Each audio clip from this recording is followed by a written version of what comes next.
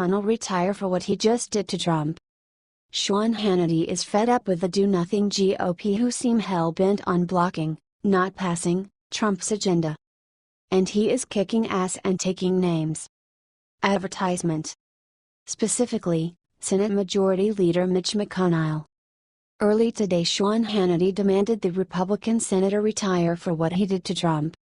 "You are a weak, spineless leader who does not keep his word and you need to retire, sick," Hannity tweeted. It wasn't so bad that Mitch flopped on the Obamacare repeal, it is what he said about Trump that sealed his fate with Sean. Advertisement. Senate Majority Leader Mitch McConnell went after President Donald Trump because of his alleged lack of understanding about the way Congress works. He said that the president has very large expectations of the legislative process. Speaking to a Florence Rotary Club in his home state of Kentucky, McConnell said, "Our new president, of course, has not been in this line of work before. I think he had excessive expectations about how quickly things happen in the democratic process. Part of the reason I think that the storyline is that we haven't done much is that, in part, the president and others have set these early timelines about things need to be done by a certain point," he said. Mitch McConnell also emphasized that the public should just wait the whole 2 years of this Congress before giving judgment. "Well, you're judged based on what you do day one at any job, this job should not be any different." He stressed that the misperception that Congress is underperforming is because of too many artificial deadlines unrelated to the reality of the complexity of legislature which may not have been understood. McConnell also whined about Trump using Twitter. "I've been and I will be again today, not a fan of tweeting and I've said that to him privately," he said. "I think it would be helpful if the president would be a little more on meth."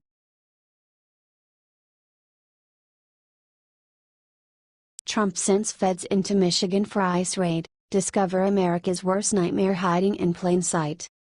Former President Barack Obama allowed Muslim refugees to enter our country. Thanks to his policies, Michigan has become a home for Islamic extremists. Among these refugees, there are a lot of criminals who are hiding in under the guise of a humanitarian effort. Although Americans were demanding tougher control on the border, Obama didn't want to hear any of it. However, thank God Trump became president. He immediately enforced immigration laws in order to protect our country and its people. Freedom Daily reports, just recently, federal agents went into Muslim-infested Michigan to conduct a raid, and what they found was disgusting. Of course, the left is losing their mind over the fact that our laws are being enforced, but it is about time. Over the last several years, illegals have been entering the country and committing horrific crimes ranging from murder to sexual assaults. A few weeks ago, ICE conducted an 11-day raid in New York and caught a lot of bad people for sex crimes. Now, another raid was conducted, but this time it was in Michigan. During a 4-day raid, ICE discovered that almost 80% of the illegal immigrants committed crimes. This is horrible. Freedom Daily reports, of the criminal convictions, they ranged from DUI, domestic battery, contempt of court, possession of open intoxicants, criminal sexual conduct, child abuse, fourth degree, child neglect, destruction of property, domestic violence, larceny, false identity to law enforcement, and attempted identity theft, among other offenses. The 33 arrestees are from 4 countries, Mexico, Liberia, Guatemala and El Salvador. Some of the illegals who arrested will be prosecuted for re-entry after deportation. This felony is punishable up to 20 years jail time. However, the illegals that won't be prosecuted will be removed from the country. Operations like these demonstrate that ICE is focused on the arrest of dangerous criminal illegals. The agency will continue to protect our nation and uphold public safety. Something like this would have never happened under Obama's administration. Our country was neglected for too long thanks to the Democratic policies. However, because of our new President Trump and ICE, our country is more protected and secure than it was before.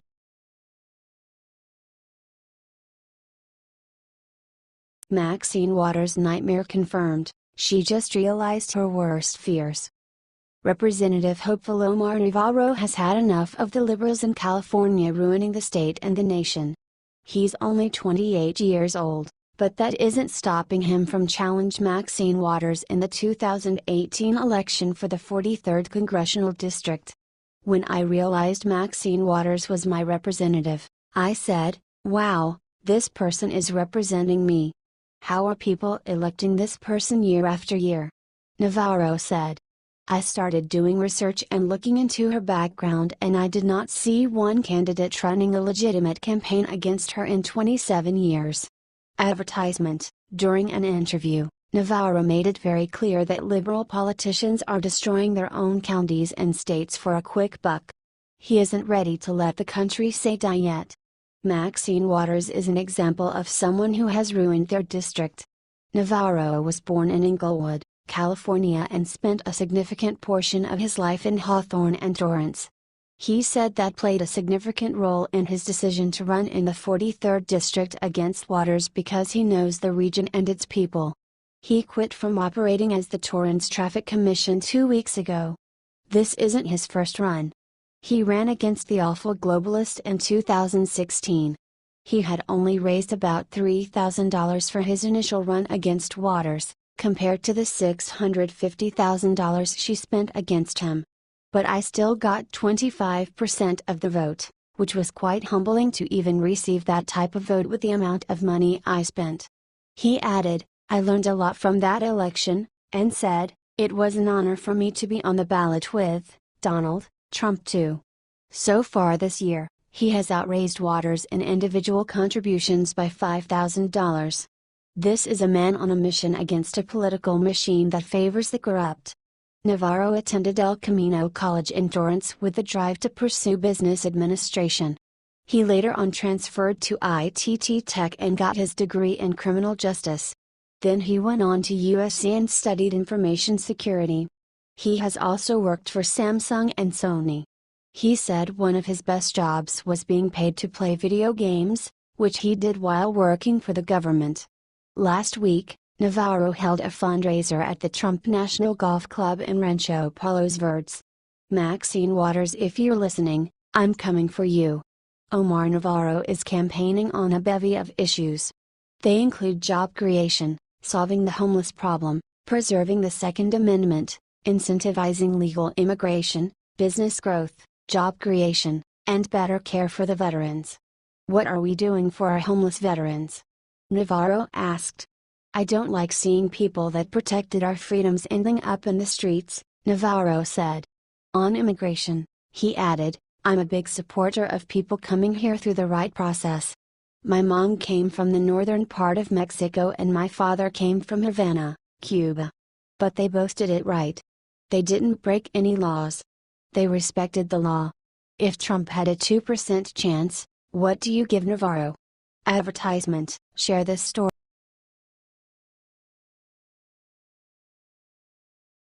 Laura Ingraham takes off kid gloves, knocks out NYC liberal on live TV. Laura Ingraham had a head-to-head battle with Mark Green in a Monday night debate. The debate was centered on President Donald Trump's first 200 days. Trump has gotten more done in his first 200 days than anyone in recent memory. Advertisement. Great adjectives. We've got a list of all your adjectives, Ingraham said, mocking Green, a New York City public advocate. Trump is Hitler, Mussolini. She went hard after Green because he knows exactly how well that Trump has done.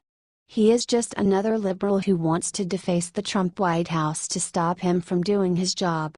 The intellectuals on the coast, they know better than millions of people in the electoral states that ended up mattering in the end, she continued. Do they have any right to be upset with what's happened to this country? Yeah, forget all of that, read Mr. Green. Just worry about what the people in LA and NYC say. They are the most important people in the world apparently, well, also the people across the globe that hate us. Pew Research Center did a survey. They asked the people around the world, would you trust Trump or Obama who's out of office? Green said, trying to take back the argument. 64% trusted Obama. We are laughingstock. Ingraham had a good question for Green.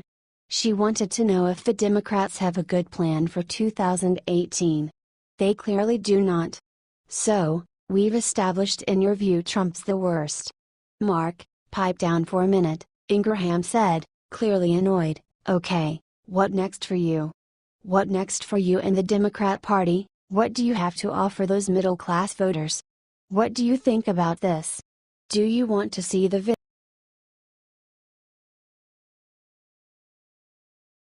Air Force General accurately predicts how long it would take to wipe North Korea off map.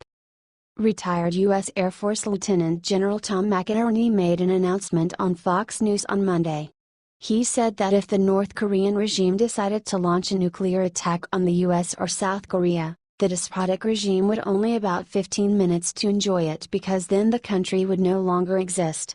If he gets our full nuclear retaliatory capability, within minutes after one round going into Seoul, there will be nothing left, McInerney told Fox's Liz Clement on Countdown to the Closing Bell. Advertisement: if you go to Airborne Alert, we used to call it Chrome Dome, with nuclear weapons, and then we start building up our other forces, etc. He will not last 15 minutes, McInerney said. The U.S. Air Force has control of all ICBMs in the U.S. arsenal. They're all prepped and ready to go at all times. As are the nuclear bombers. There are bombers that run a rotation in Guam, but the regular duty station for the nuclear bombers is Minot, ND and Barksdale, LA. The Washington Post announced on Tuesday that U.S. intelligence reports on the progress of North Korea's nuclear program had believed that the regime is now miniaturizing the nuclear bombs. They believe that the nation now has around 60 nuclear devices. McInerney gave his solution to the impending danger from North Korea. I would form a political area treaty organization, similar to NATO, he told Clement. I would have South Korea, Japan, Australia, New Zealand, Philippines, Thailand, and other countries out there form a bulwark, not only against North Korean expansion but at Chinese expansion. I would start moving in more THAAD missiles. I would put our nuclear retaliatory capability on ground alert. I would start increasing our naval and air forces in the region. Advertisement: what do you think of this?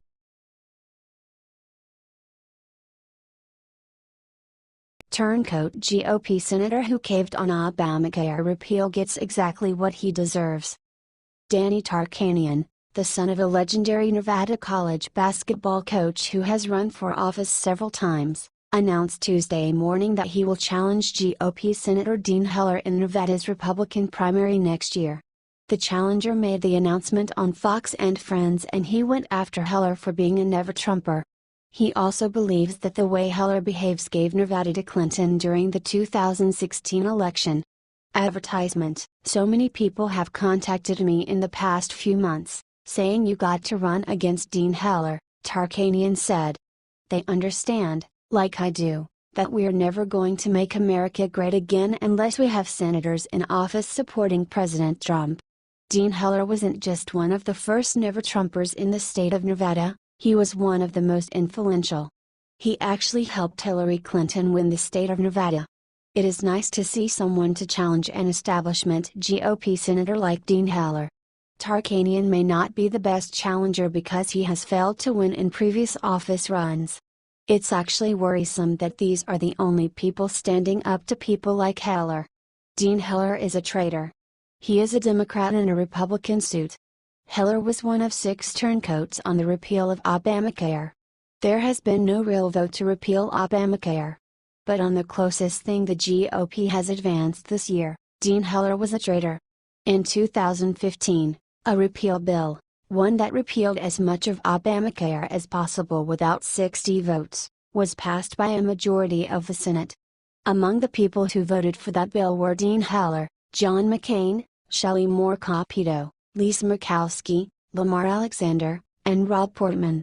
This bill was supposed to be vetoed by Obama, and he vetoed it.